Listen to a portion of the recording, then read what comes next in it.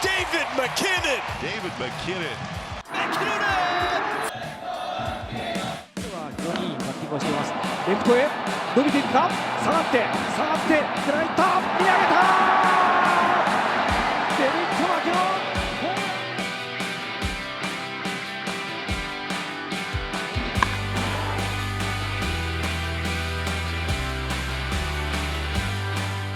Sometimes on Pacific Swings, we bring you stories of players who can hit actual rockets. Is that another subtle dig at my lack of power hitting ability, specifically overseas? Anyway, I'm Dave McKinnon. This is Pacific Swings, the podcast that takes you to baseball's global stage, and we will be interviewing another superstar. Yeah, and I'm Jasper Spanger. Today we're talking with a man who can demolish a baseball. We're talking 487 feet. David, you ever hit a ball that far? No. This is a man who went from Tennessee to Tokyo. Trey Cabbage, welcome to Pacific Swings. Thank you for having me, guys. Good to be here. Before we get into the baseball stuff, let's try and get to know you a little bit better. What would you like Giants and baseball fans to know about Trey Cabbage beyond the numbers? Yeah, I mean, I'm just grateful for this opportunity. It's baseball's been all I've ever wanted to do since I was like 3 years old, and it's brought me to some amazing places throughout my career, and I thank Jesus for that. And it's been great getting to play in so many cities, from little towns to big cities, and now in the biggest city in the world, in Tokyo. So it's great. I love this game, and I'm super excited to be a part of both sides in the big leagues and over here. So that's great. Yeah, I mean, you could have probably picked a bigger stage to do it than Tokyo, like let alone the Tokyo Dome, and we'll definitely delve into that. I'm curious though, what's sort of the one thing you brought to Japan that you couldn't live without? One thing that I brought to Japan that I couldn't live without. Good question. I do the good questions here on this podcast. I was gonna say that's a tough one. That's a big one to lead off with. Honestly, my wife for sure. Definitely couldn't do this. I mean, like a condiment maybe, or some food, She's sitting right over there. How's it going, Kenzie? But no, we brought some seasonings to make sure we eat like we're at home. So like obviously we get Japanese food on spread, and there's many good restaurants we've been to, but we like to, we'll get down and have a burger. We fry some chicken here, and every now and then we'll have some steak. So we brought some stuff over to make it seem like home when we're at our apartment. If you didn't realize, good old Trey has a bit of a southern accent. A little bit. So, yeah, meat, frying meat, grilling meat, all the meat. That's Trey. That is Trey. Trey likes the meat. Meat and taters, baby. Meat and taters. Meat and taters. Could probably put that on a currently- t-shirt and sell it, yeah. We could do that. 100%. Pacific Swings, Trey Cabbage, I hit rockets, and grill meats and taters. Anyway, so you're living in Tokyo, playing for Giants, which is kind of the Yankees, How surreal was it, like, the first couple of days you walked into the Tokyo Dome? Because for me, I walked in the Tokyo Dome for the first time during the WBC a couple of years ago, and I was like, dang, this place is sick. And it was the loudest I've ever heard of baseball. The atmosphere is definitely different. Like when you first walk in there, it's like, all right, it's a big stadium. Like we've played in big yards before, but during a big league game, you got like dull roar and you got some people jeering and stuff like that. But the in-between moments, like there's noise, of course, but like there's never a dull moment, never a quiet moment in the Tokyo Dome or any of these stadiums over here. There's songs for each player. There's bands. The interesting part is they don't cheer unless their team is hitting. Yeah. So like, I thought that was crazy. It's so cool. Yeah. But So crazy. like there's road stadiums where you're on defense and it's just hectic. It's loud. They're yelling. There's songs going on. And then when you're hitting, it's not dead quiet because you have traveling fans and your traveling band and stuff like that. But it's, it doesn't compare to the home fans. So like when we're at home in Tokyo, when we're hitting, it's loud, it's rocking. Yeah. So it's crazy. Yeah. I mean, I remember just playing. We played you guys when I was there, and they give you I would do the same thing, but they give you like 2 little sections in there in Tokyo Dome for your fans. And then like the rest of the stadium is pretty much all Giants fans. So it is popping when Giants are up. And then we played the Marines there too when they rented out the stadium. And that was actually the loudest I ever heard it, because when you rent it out one time a year, like that's the game everybody wants to go to. You guys had some powerful fans too, and the Marines fans they're loud. When we went and played in Chiba during the interleague play, they were loud, man. No, So, Marines fans are unbelievable. And Yeah. that stadium's pretty big. And then our fans are awesome too. They travel well. I just don't think there's as many of our fans as there is as Chiba, just because of the location of Chiba compared to us. of course, yeah. I feel like during interleague play, they opened it up a little bit more. You guys had more than just like the 2 or 3 outfield sections. It was more like down the left field line. Oh, so okay, yeah, just to open up the tickets, because it was like the rare trip into Tokyo. Yeah, So you it don't was get cool. to go there. Yeah. That's a Right. nice little trip though into Tokyo. I like that. How are you handling the media attention and the fan culture? Yeah, when I first got here, the interviews it was kind of wild, because like in the big leagues, like I was in the big leagues, and I had a couple moments and stuff like that, but it's like 4 or 5 questions here and there from like 4 or 5 guys on the media, and then you come in for my first, like, my signing interview, and there's 50 media guys in there. The first thing, you sit down and you're like, all right, let's go. And then they start speaking another language. And I was Yeah. like, oh man. So the interview takes twice as long. It was cool to have that much interest in me and to get that many questions and stuff like that. But at first it was a lot, but now I feel like I'm more used to it, and obviously welcome it, because if you don't play well, they don't want to talk to you. And if you do, they do. So it's something you definitely have to balance. You don't want to sit there and take questions for 30 minutes, but if they're wanting to talk to you after a game, it means you made some kind of an impact. Yeah. What about, so how many times have you been asked about Otani? Have you been asked that at all about Otani? Because I got asked about Otani literally, I would say over under is 4 times a week, probably. Yeah. So initially it was very prevalent in the interviews, like, how you were teammates with Otani. Like, yep, I Yep. was. And they're like, what was that like? And I was like, I was there for like a month. So it was cool. He was really good dude. But like, I was kind of in and out. So I only got to talk to him a couple times, and he was in his routine. So I didn't have a lot of answers for him. But every time, like, we just signed a guy who was playing in Mexico, and he came over, and he's a Japanese fella. And he's like, oh, who'd you play with? Like this, and this. And he was like, teammates with Otani. And it's the same reaction. Everybody's like, ooh, play with Otani? The Angels? And I was like, yep, I was with him. So it's definitely, just being on that team got me a lot of notoriety initially. Yeah. I mean, Yeah, it's and him, Kikuchi in Houston too. Like, everybody was like, ooh. yeah. Yeah.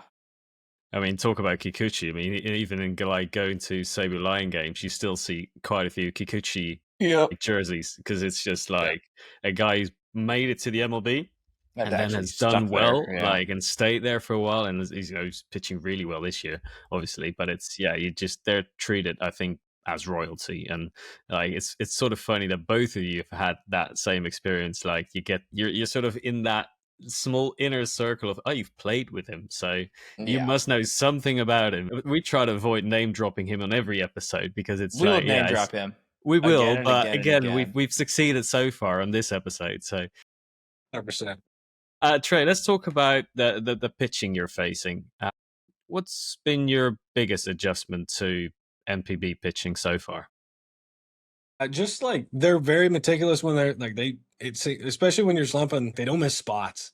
They hit every spot. They nibble in the corners. There's not a lot of stuff in the middle of the plate. And the difference in the stuff from here in the States is it's a lot more stuff than timing change in the States. Like, it's like, throw your nastiest stuff as hard as you can and make it move as much as you can. Here, the stuff doesn't move as much as account of the balls having higher seams, and the stuff just doesn't have that much or have as much action on it. But instead of seeing, a 95-mile-an-hour sinker and then a 88-mile-an-hour slider, you're seeing, a 92-mile-an-hour fastball and then a slider at 77 or 76. And it doesn't necessarily have the same depth or sweep, but there's so much of a speed gap that it keeps you off balance. So guys are just changing speeds, the cadence with the leg kicks, the slide steps, stuff like that. Just basically making sure you're balanced enough to be able to adjust, because they don't double up a lot, and it's always like back and forth, speed you up, slow you down, hard in, soft away, soft down, hard up. That's definitely been the difference. Is guys are very good with hitting their spots, and they're smart. So like, a lot of times you might face somebody in the States that's got a nasty slider, and he's going to throw it, and he's just going to keep hammering you with it until either you hit it or he punches you or walks you. Here, they're going to throw, it seems like everybody's got 5 pitches. even the relievers who throw 1 inning have 4 to 5 pitches that they can flip in for a strike at any point. It's not like, all right, this guy's coming in the 7th, he's fastball slider guy. It's like, no, he's fastball, splitter, sinker, changeup, curveball, and he sometimes throws a cutter. And then I'll walk every up, once in a while. I'll walk up there. Yeah, I'll walk up there and I'll get 3 straight cutters on the outer black, and I'm at 1-2, and I'm like, all right, well, I've not seen the other 4 yet. So. Yeah. I thought that was so hard because there's really no rhyme or reason. They circle your name and they're like, all right, I got to get him out. This guy could leave the yard. Like, you're the person they're kind of circling because they know how everyone else is. They're like, we're not going to let the foreign guys beat us, you know? And so they're trying to get you out any way possible. And that might mean they're throwing their 5% pitch a bunch of times in a row instead of no matter the score. Yeah, it doesn't matter. no They're matter getting the you score. out. They are not giving you a free at bat. So when you're seeing, like, I felt like the hardest part was, the speed difference, because you have to like kind of be okay with the ephus, and then you also have to be ready to hit like 92. So I was telling Jasper earlier on, like, I just timed myself up for like the second fastest pitch and just tried to stay on that one, because if I was a little bit late on the 86 splitty, I could at least hit, and it was a fastball, I could just like smoke it to the opposite field. But the majority of the time I was getting something that was not a fastball. The fastballs, they were balls. They just typically were like off the plate in, trying to get me going. And then they just go back to throwing me some stuff that I shouldn't swing at. Yeah, initially, like when you first come over here, it's the same thing in pretty much all levels. Like, all right, can you hit the fastball? So like in spring training, I was having to adjust with the cadence of guys. So I was kind of late on heaters. And then the first month or 6 weeks, I was crushing heaters. And then now I feel like I only see waist pitch heaters, up for a ball, off the plate for a ball. You know, they'll be super in to try to speed me up or get me to move my feet. And then it's straight back to the slow stuff. Yep. Which pitcher stood out to you the most so far that you faced, that you were like, dang, like you walk away and you're like, oh, that guy was pretty good. Yeah. Takahashi from the Dragons. He's on the national team, young guy. He's good. He throws hard. He's like 94 to 96. He'll live there. I think he could throw harder if he wanted to, and he's got a really good splitty. Yeah. He can run that cutter in on your hands and stuff like that. He's been really good. Psyche for the Tigers. He sits about 95 the whole time, and got a good splitty. He's got a good mix of stuff. He throws, like I said, he throws 5 or 6 pitches. They all do. Yeah, we got some good guys on our staff. Yori Yamazaki's really good. He's opened up the season with like 37 2/3 scoreless. He's thrown really well. There's definitely guys. One guy that's tore us up has been Osera from the Carp. So like, there's definitely guys that you know you got to go out and battle with. Yeah. Because they've got good stuff, and like, everybody's human. They'll miss, they'll make a mistake, but there's not that many. You got to make sure you take advantage of that one. Well, when you do get the mistake, you actually have to hit it over the fence. And then sometimes you do hit it over the fence, but it ends up being like 15 feet short because the ball just, with the humidity right now, it's just tough. Yeah, it's tough. Sometimes you don't miss it, but you still miss it, you know? Dude, squaring stuff up and it's just ballooning.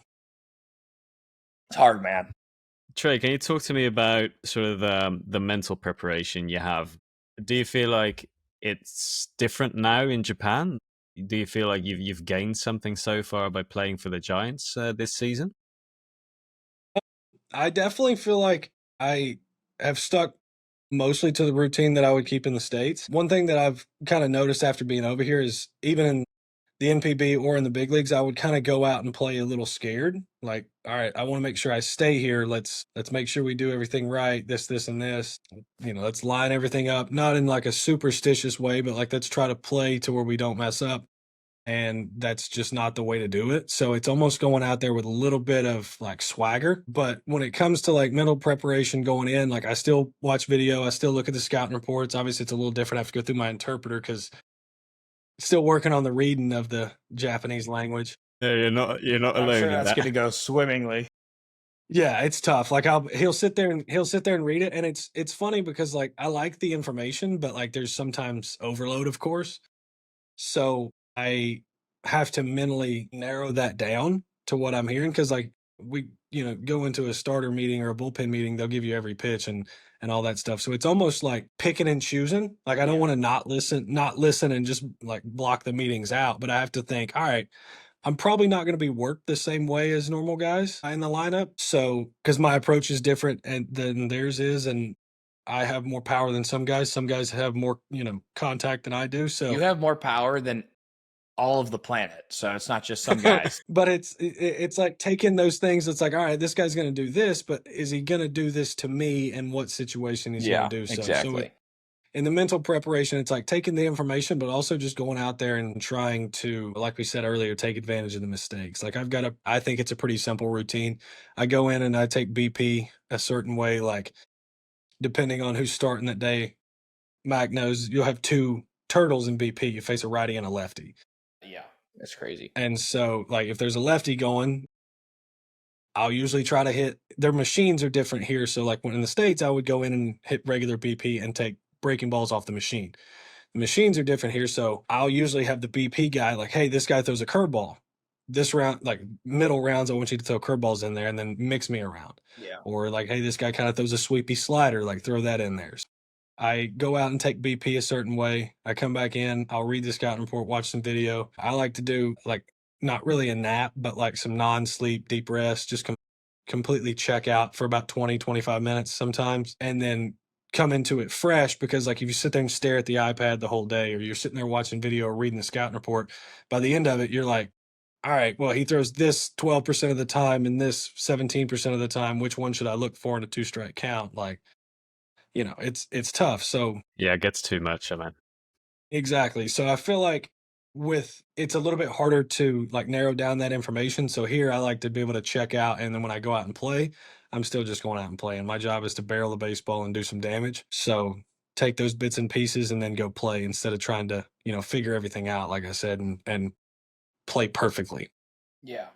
Yeah, for sure. I mean, I could definitely relate to that. Me and Mark Payton, the other foreigner that was with me, we kind of just said, like, look, we just want like the movement profile, the percentage, and then the velocities of the pitches. And that was it. Like, just we didn't, like, other than that, that was all we wanted to know. So I just want to kind of introduce Trey to the people that don't know Trey. Trey legitimately has some of the most power in the entire world. We're talking like, actually, we talked to Matty Davidson a couple of weeks ago.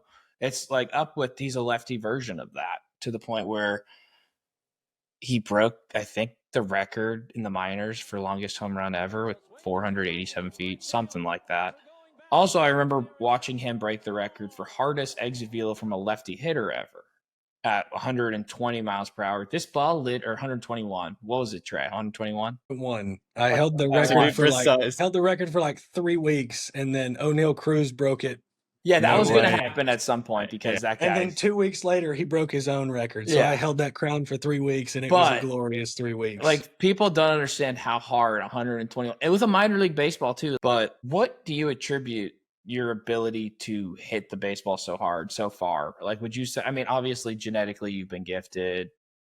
God's gifted you with the ability to hit baseball really hard. Because to put in perspective, the hardest ball I've ever hit is 110 for the people out there watching. And I made a good career out of this, but like 11 miles per hour is an absurd amount, right? And I don't hit the ball soft. Trey just hits it really freaking hard, So what do you attribute that to? No, like you said, I've been super blessed. Just the intent, like you raked. It was kind of annoying when we would go and do competitions during BP, because Mac would just sit there and barrel balls and put on a clinic. Professional hitter. And his contact tool and hit tool was better than mine. So mine was just, my approach is just to optimize when I make contact to be able to do as much damage as I can, because I'm going to have more swing and miss.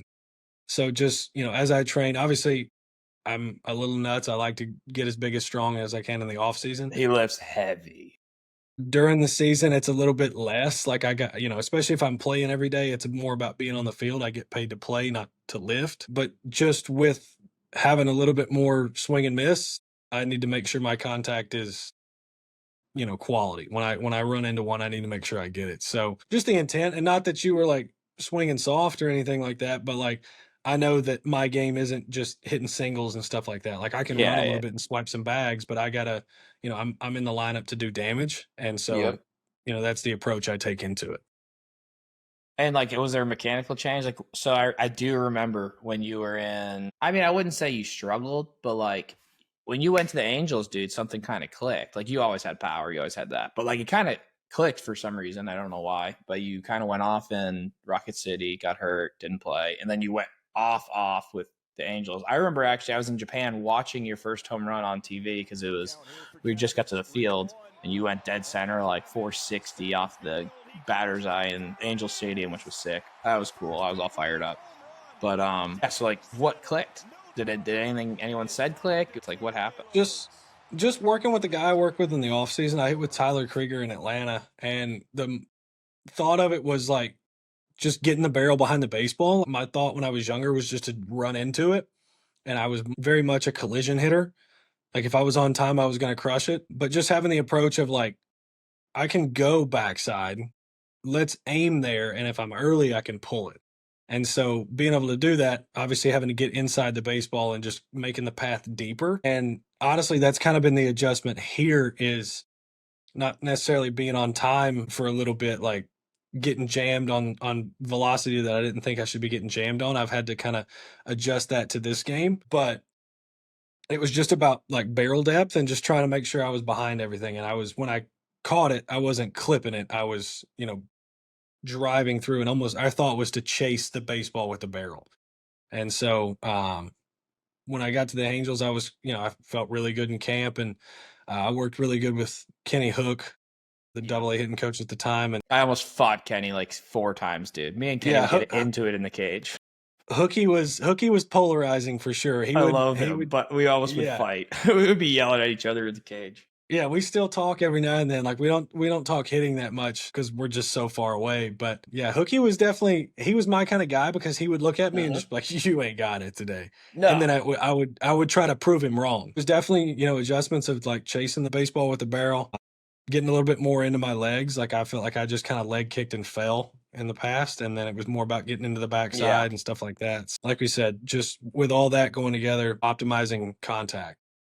Kind of going to move towards culture, teammate type stuff, but I'm going to go off a little bit first. One of the coolest things that the NPB and Japanese baseball do is kind of in July change it up for Summerfest, and they do all these cool jerseys and stuff. So this was our jersey. The hat was blue. We had the blue pinstripes. Have you seen any cool jerseys this year? Because it is really cool that they like change the jerseys for a month and a half, and they really it's all about the fans for that month. Yeah, it's kind of spread out, guys. Teams are doing it a little bit more often, like earlier in the year and then on later in the year. Like when we go to the countryside games, we wear an orange jersey, which is really sweet. Okay. And then we've got a Black Diamond series that are all black jerseys that are really cool. Yeah. So the Dragons wore a jersey the other day, of course, going along with the Dragons theme. It was like a Flames jersey. I saw that. That one was kind of tough, but do you wait? Jasper, you probably remember, you weren't, I don't know if the Fighters had this like rock star jersey, different color. They had one leg was red, one leg was black, dude. Yeah. Their manager designed the jersey and they wore it for a couple. I thought that was just Shinjo, horrible. you mean? Yeah, Shinjo. I thought it was horrible. Some of these designs, yeah. So, and he literally designed it. It was Shinjo's jersey. That's what they called it. It was crazy. That's awesome. It was hilarious. Hey, you'll have to pull. I mean, I could try to find it because I edit all these videos and you I edit really hard videos, on all this stuff. You do work hard. But yeah, Jasper, you should find that and put it in. Okay? I'll make sure we put it up. For me, the sort of Japanese, it does extend to the jerseys too, like the fan experience, how much these teams value the fans, right? And it's like, we do giveaways every week. Like, we give out a different jersey this week. We give out a bobblehead of someone else next week. We do and it's like the fan engagement, it's just unreal in Japan. I feel like whenever I've been over there, I've always been gifted something at the entrance, and I'm like, oh, what's this? Like, it's free, it's for you. I'm like, okay, thank you. Every day you get something. Yeah, you get something, whether it's a postcard or like a trading card. And I mean, has that been surprising for you, Trey? Just to sort of see that for me, it opened my eyes because I suddenly saw sort of baseball through a different lens. And I thought, okay, so in a sort of optimized world, this is what apparently the baseball experience can also look like. Did you go through something similar? Yeah, for sure. Like I've got my own merch at the stadium, so I think that's really cool, huh? Yeah. They would sell jerseys in the big leagues. Like you could go to the team store and get your number and name on a jersey, but here, like everybody's got a towel that has their name in katakana, and so like, and it's in multiple colors. Like I know I have a black and orange one, I've got a gray one, they made a towel like for the first home run that I hit. Like, yeah, he's got his. There we go. And so like Just electric. there's always something to get, and it's so much of a gift giving culture over here. Yeah. That every time you go to something, they want it to be memorable. And so it's awesome. Like you said, the fan engagement here is great, which they give so much notoriety and so much attention to baseball over here as opposed to other sports. So it's great. Like when people show up, it's like, it's a big deal. It's not like, hey, we got an extra ticket. Do you want to go see the Giants play maybe on? It's like, hey, we got Giants tickets. Come on, we're going. And it's awesome. So it's great. Like you said, it definitely gets a different level of engagement. Absolutely. And about that first month in Japan, I know David's talked extensively on this podcast about sort of the cultural adjustments, obviously the language adjustments. Who sort of helped you out in that regard to make sure that you landed okay and you were able to get on with your job? Yeah. Obviously, the staff and my interpreter, Yuya Maeda, has done an amazing job getting us there. Just, whether it was talking to the front office, meeting coaches, introducing like everybody to players and stuff like that, going out for team dinners and stuff like that. Like he'll help me and Kenzie get reservations at certain places. So can't thank him enough. Some of the players that kind of took me under their wing, Chono-san is Hishiyoshi Chono. He really he was the guy that I was told to kind of gravitate towards when I got over here by the other foreign guys that we have. So he was awesome bringing me in. The legend Hayato Sakamoto he's been nice. Like obviously the language barrier with Sakamoto is a little bit tougher. So I usually talk to him through Maeda and stuff like that. But yeah, Sakamoto, Okamoto, Naoki Yoshikawa, I could go on and on. Kai is an awesome guy. A lot of the pitchers are great. So like it was not a tough transition coming over to this team from like the clubhouse standpoint. Like obviously it's hard to really chop it up with the guys and ask them kind of how they're doing, how their family's doing because of the language barrier. I'm learning Japanese, but like it's such a tough language that I can sometimes ask questions. Yeah, I can ask questions and then they respond and I might understand it, but I don't know how to further the conversation. Yeah, that's and tough. So I've gotten to the point where like I can pick out words when they'll say things, but I don't know. I know it's the funny quote. Like I know what all those words mean, but not all together. Yeah. Any Japanese lessons from specific players? They teaching you any bad words? They teaching you like just basic words? Of course. Yeah. You got the first couple of words are all the bad words. That's what they teach you. Of course, yeah. Well, I mean, we're learning, and Kenzie's better at reading, and I'm a little bit better at like listening and speaking it because obviously I hear it more and stuff like that. So like we've used Duolingo, and it's fine. It helps. We've learned a little, but then I was like, this is not really helping as much as I wish. Yeah, it would. Like I mean, there's some of the sentences they give you. Yeah. Yeah, because like the one thing that kind of blew my mind is like we have slang in English. I never even opened my mind to think that they would have their slang of their own, And so I would say things and it was almost like if I was speaking English, it'd be like I was talking old English, like from, the 1800s London. It's like, well, your Japanese is very textbook. And so like, I remember when I first got here, like good morning or like good to see you for the first time today is Ohio gozaimasu. Well, Ohio. I was walking in and guys would just go, us, and I'm just like, I'm talking to my interpreter. I was like, what does this mean? And they're like, oh, they're saying this, and this is what it means. And I was like, so I don't even have to like say the whole word. And he goes, nah, you just kind of get some of it, and most people will understand. So that helped me out. I mean, that is so. The first shop I ever went into Japan, I was like doing all the formal stuff and saying "arigatou gozaimasu," and the guy was like, and it's like you get a sound back, and at first you're sort of confused. I was the same, like, okay, thank you. Like, surely they said thank you, but it's just different because it's their native tongue, so they alter the language. Yeah, exactly. It's just really cool, I think, but you have to pick up obviously on that because otherwise your textbook languages are not going to bring you anywhere. It definitely helps to have an interpreter there explaining things to you. Yeah. Yeah. Have you done much exploring without your interpreter? Have you run into anything? Kenzie definitely has. I've obviously been at work a bunch, so like we've been to a bunch of parks and stuff like that. Went shopping a bunch, and then we've been around to like a bunch of different restaurants and stuff. So obviously Tokyo, you could live here for 20 years and not see it all. So we're making sure we pick some of the tourist things and then also doing things that are a little bit off the beaten path because we're here for so long. So, like, we've seen the tower, we've went to some rooftops and had dinner and stuff like that. So it's been good. So obviously you're at work a lot though. What's she doing? Like, so what's Kenzie's favorite thing to do with her free time? Where's she going? What's she doing? How's she spending her days?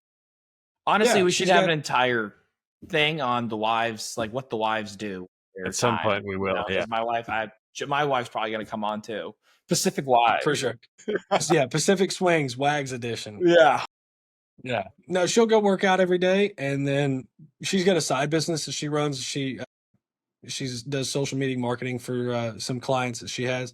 So she's doing some work. That's a little bit tough sometimes because the time change. Time So changes. sometimes she's working like a little bit later at night. But yeah, she'll go. Obviously, like Mac, you'll remember this. There's no preservatives in the food here. Yeah. So like she's going. It seems like she's going to the grocery store like 4 times a week because like you can't put it in the fridge and it lasts No, more yeah, than like no. 3 days. And also, So, most people just go and they like get their one thing a day. That's what we were told. Is like, yeah, like they'll go shop every day for what they're gonna make, and then they go back the next day. It's crazy. yeah, she'll go work out and then she'll go to the store and get 2 things for the next 2 days dinner, and then we'll have to go back again. But no, she's got to explore a lot. She's been to probably twice as many parks as I had. She's come on road trips and stuff. So like we went to Hiroshima, Yeah. Nagoya. She's been to Osaka. She had some friends come visit and went to Kyoto. So that's been really fun. Trey, looking. Well, I'm not asking you to look back because you're still sort of in the midst of it. But what's the one thing that maybe surprised you most about Japan as a country, and on the other hand, Japanese baseball? One thing I've noticed is how clean a city with 13 million people is. When we first got here, it was kind of an adjustment to like if you had a water bottle, you had to carry it all Where the way do you until you throw got it home. away? Yeah. That was Yeah, so but, hard. Yeah, but like the city is so clean and it's so much of a like mind your own business type of culture. Like everybody's very respectful and there's not really a lot of ruckus going on. So it's been, a pretty easy transition being able to get places, and it's so safe. Some of the cities you go to in the States when we're in the big leagues, all right, like I'm going to get on the bus, honey, like, the wives' bus is at this time.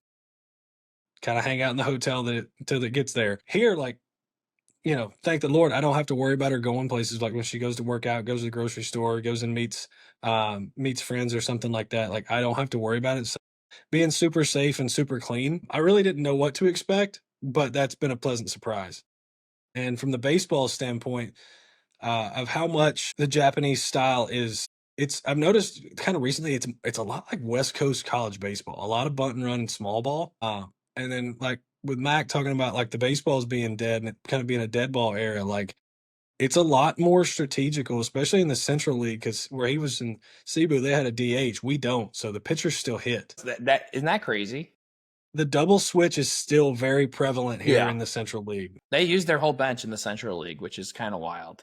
So that kind of threw me off initially because I was like, well, shoot, it's the 6th inning. We got one guy left. Yeah. Well, we tie and only play 12 innings here. You don't Yeah. play Yeah. all night because of like, for the fans' perspective, the trains shut down at a certain time, so games can't go too late. Yeah. So that was a surprising part. But the style of baseball is definitely not live and die by the 3-run homer like it is at home. What is something you've learned over there that wherever you sign, you can take baseball wise with you? Definitely just the preparation of it, because whether I was in the lineup or not, you got to be able to go out and play. Yeah. And with the different style here, like when I was with Houston, when I was getting ready to pinch hit, I'd go down and I'd hit some flips in the 4th inning, and then I would hit BP in the 5th.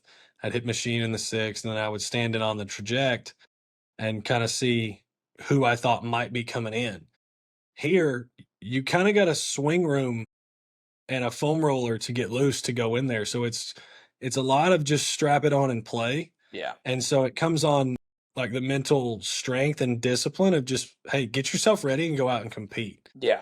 So just having to adapt to like the pregame BP is you got 2 turtles, and before you go hit BP, you got a T and a side toss guy. Like normally, back home it's you got, hey, we got a T routine, then you got front toss, and then you got BP, like BP in the cage, maybe some mix, and then you go out on the field. So it's just being able to adapt to a changing routine. Obviously, you want to have a routine that's pretty solid so you can, obviously Corey Kluber said it years ago, like the routine will outlast the results. But you have to be adjustable. And that was definitely one thing when I got over here. I was like, all right, well, shoot, we're hitting BP in spring training at 9:30 in the morning. All I've done is hit off the tee and hit side toss. It looks so hard. Just being able to, like, I guess for lack of a better way to say it, it's just like flip the switch. And so instead of just being like, all right, I got to make sure I get this and this and this done, like we talked about with routine earlier, Jasper, like I've got an idea of what I want to do to prepare for a game, but sometimes it's just like, hey, you got to go get it. Yeah. I mean, yeah, that's have you sort of, because I think a big part of a first year in Japan is also the struggle, right? Sometimes your batting average just isn't going to be what you want it to be because, well, we allude to this all the time. The balls tend not to fly too far, and that's going to hurt some of your statistics as well. But what would you say has been the biggest thing for you to stay sort of even keeled through that, and to stay, well, like you've just said a bunch of great things about the mental preparation too. But what's your biggest thing to sort of stay even keeled, even if you were to struggle? Yeah, I mean, and I honestly currently kind of struggling in at the top level. Like I'm not swinging it the way I wanted to, and it was a tough June, and then started to kind of figure it out in July. Like the game doesn't care how you feel. If you're tired, and even if you're playing well and you're tired, it doesn't care. It's going to come after you. If you're not playing well, it doesn't care and be like, oh, well, here's a broken bad hit because you're having a bad day. Like it's one of those things where you got to go out and compete every day, and then you got to flush it because it's going to, that's the blessing and the curse of baseball is you get to do it again tomorrow. And so it just comes to the point of, all right, well, I can't get down because it's not going to make anything better. And I can't get too high because sometimes it's not going to last. You obviously want to ride the highs as long as you can and shorten the valleys. But whether you go 4 for 4 or you go 0 for 4 with 4 punchies, like you got to come out the next day and compete. So it's almost like just flush it and know that there's a new opportunity coming up. Awesome. I mean, good way to end it. That's a perfect way to end it. So that's our guy, Trey Cabbage. First of all, thank you, Trey, for coming on, taking the time. I know you're grinding over there. It's pretty late over there. It's pretty early here, so I'm grinding over here too with my retirement. We feel so sorry for you. Yeah, it's been tough, I mean, I got a lot on the schedule today, but anyway, we really appreciate you, Trey. Yeah, thank you. Appreciate you guys. Thanks for having me. For everyone else out there, you know the deal. We're on Spotify, we're on Apple, we're on YouTube. Please subscribe. Trey would want you to subscribe. If you do want to see Trey, he'll be grilling meats, frying chicken, and playing baseball in the Tokyo Dome. So, hell yeah, come see us. Hell yeah. But subscribe. Tell someone you like to subscribe. Tell your parents to subscribe. We need all the support we can get. Tell your Japanese friends to subscribe because this is all about Japan baseball, Korean baseball. Yeah. Jasper, you have anything? Yeah, well, you said it all, so nothing to Also, add. I have one more thing. Please wish me luck. My wife accidentally ordered an extra juice cleanse. She forgot to cancel the subscription. So I'm going to be juicing it up the next 3 days, okay? No food, just juice. And it's going to be tough, We're going to be battling. I don't even need to do a juice cleanse. I just don't want that much juice in my refrigerator right now. So here we are. Max about to be 10 pounds lighter next episode. Literally 10 pounds lighter. Yeah. We might need to send some DoorDash or some burgers your way because I'm not sure. Once Thursday hits, you guys need to be sending some stuff over this way. I get pulled back up. Well, anyway, thanks you all for listening. We'll see you next time. Thank you.